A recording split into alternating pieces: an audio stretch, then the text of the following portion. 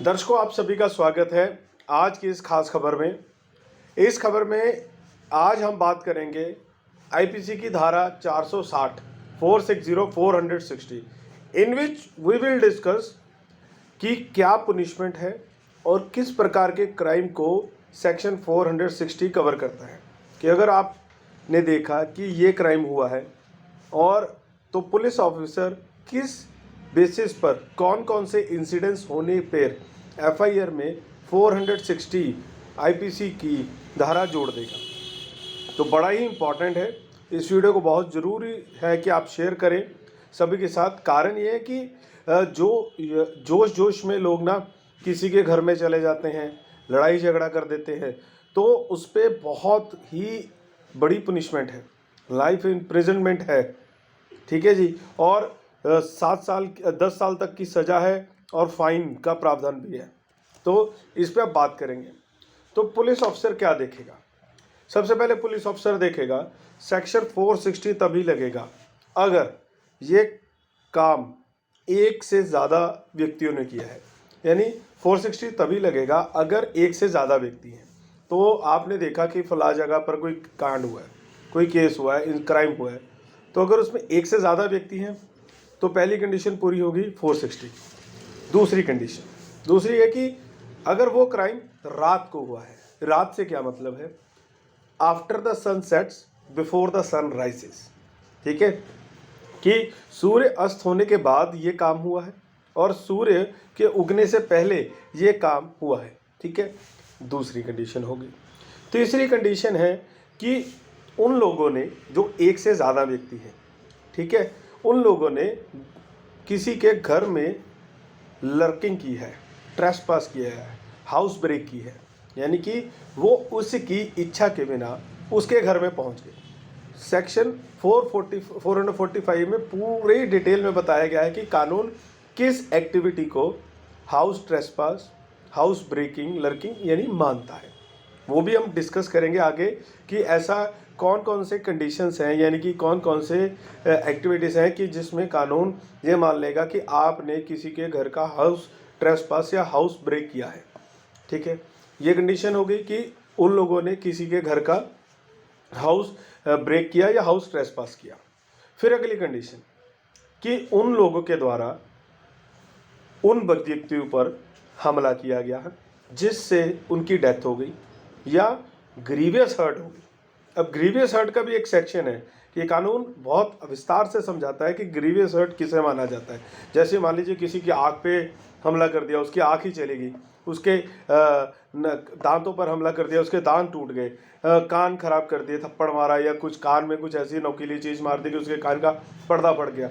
यानी जो भगवान ने उसे शरीर दिया था, आपने उसमें डिफेक्ट डाल दिया परमानेंट, कि आपने उसको नपुंसक बना दिया, आपने कोई ऐसा कार्य, उसके पैर तोड़ दिए, ठीक है, बाजुएं तोड़ दी, ठीक है, ऐसी हड्डियां तोड़ दी, ऐसी चीज़ जो ग्रीवियस हर्ट है, जो उसको ज़िंदगी भर अपाहिज के तौर पे, यानी कि उसकी वो सारी ख़त्म हो गई संपत्ति एसेट जो भगवान ने उसको दी थी, तो ग्रीवियस हर्ट। या आपने अटैम्प्ट भी करी कि उसे मारने की, जो उसे हर्ट करने की, तो अगर ये कंडीशंस पूरी होती हैं तो धारा 460 के अधीन आप पर पर्चा दर्ज होगा। FIR will be launched under section 460। तो ये था। तो हमने केसेस देखे ना बहुत सारे कि लोग दोस्त कहते हैं अरे भाई आज रात को तो उसकी गेम बजाएंगे, ठीक है, जाते हो 4-5 इकट्ठे होके उसके घर में चले जाते हो, ठीक है, उसको मारते हो। भाई साहब, अगर ऐसा कर लिया और पुलिस ने पकड़ लिया ना तो आजीवन कारावास या 10 साल की सज़ा और साथ में फ़ाइन तो है ही है। और अब इसमें कैसा होता है, मान लीजिए 5 बंदे गए, ठीक है, एक बंदा जिसकी लड़ाई थी, ठीक है, वो बहुत गुस्से में गेट पे लात मारता है, तब पिस्टल निकालता है, गोली की तरफ उसको दिखाता है गेट खोल दे, ठीक है, वो गेट खोल देते डर के मारे, या गेट फांद कर चले जाते हैं कि वॉल क्रॉस करके चले जाते हैं। सो आप क्या होते हैं, 5th पर्सन जो खड़ा है, ठीक है, यानी वो चाहे लाठी लेके ही खड़ा है, एक बैम्बू लेके खड़ा है, but he standing with them, और वो पिस्टल फायर करता है और उसकी बंदे की डेथ हो जाती है। तो कानून उस 5th पर्सन को भी उस क्राइम में उतना ही भागीदार मानेगा जितना उस गोली चलाने वाले को है। तो 460 उस पर भी लगेगी। वो बाद की बातें हैं कि सज़ा होने के बाद किस किस ग्राउंड्स पर क्या कुछ कोर्ट डिसाइड करे, कि आपके वकील साहब पेश करें आपका अच्छा नेचर, कि आप किसी और क्राइम में कभी नहीं पकड़े हो, कोई एफआईआर नहीं लॉन्च है, ठीक है, इतने साल हो गए, वो अलग बात है। पर क्यों कानून इस तरह के क्राइम्स को रोकना चाहता है।